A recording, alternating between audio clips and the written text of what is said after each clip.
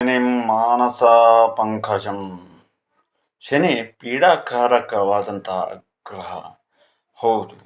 ಆದರೆ ಭವಿಷ್ಯತ್ತಿನಲ್ಲಿ ನಾವು ವಿಚಾರವನ್ನು ಮಾಡಿದರೆ, ನಾವು ಮಾಡಿರ್ತಕ್ಕಂತಹ ಕೆಲವು ಪಾಪಕರ್ಮಗಳನ್ನು ನಮಗೆ ತೋರ್ಪಡಿಸುವಂತಹ ನಿಟ್ಟಿನಲ್ಲಿ ಅನಾರೋಗ್ಯಗಳನ್ನು ಉಂಟು ಮಾಡ್ತಾ ಬರ್ತಾನೆ.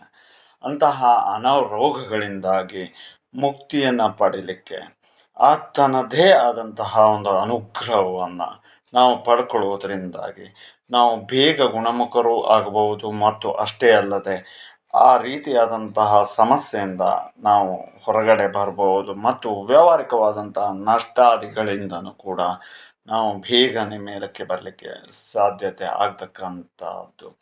ಮತ್ತು ಶನಿಯ ಗ್ರಹದಿಂದಾಗಿ ವಿಪರೀತವಾದಂತಹ ಬಾಧನೆಗೆ ಒಳಗಾಗಿ ಮಾನಸಿಕವಾಗಿಯೂ ಕೂಡ ತುಂಬ ಜನರು ಕುಗ್ಗಿ ಸಾವಿನ ದವಡೆಗೆ ಹೋಗ್ತಾರೆ. ಇನ್ನು ಮತ್ತು ಅಷ್ಟೇ ಅಲ್ಲದೆ ಸಾವಿನಿಂದ ಕೆಲವರು ಹೊರಗಡೆ ಬರ್ತಾರೆ.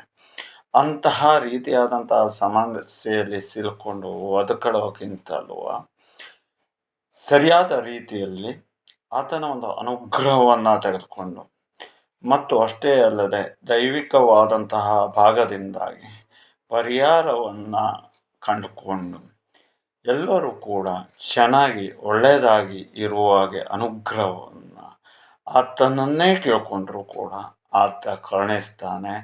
ಆದರೆ ನಾವು ಹೇಳಿದಷ್ಟು ಸುಲಭವಾಗಿ ಆತ ಒಲಿಯುವುದು ಕಷ್ಟ. ಆತನ ಸ್ಮರಣೆ ಹೇಳ್ತಕ್ಕಂಥದ್ದನ್ನು ಅನುಕಾಲವೂ ಕೂಡ ಮಾಡಿದಲ್ಲಿ ಫಲ ಕಟ್ಟಿಟ್ಟ ಬುತ್ತಿ ಆಗ್ತದೆ.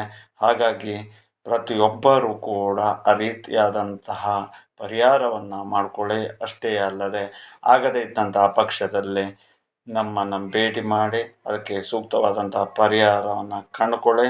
ಒಳ್ಳೆಯದಾಗಿ.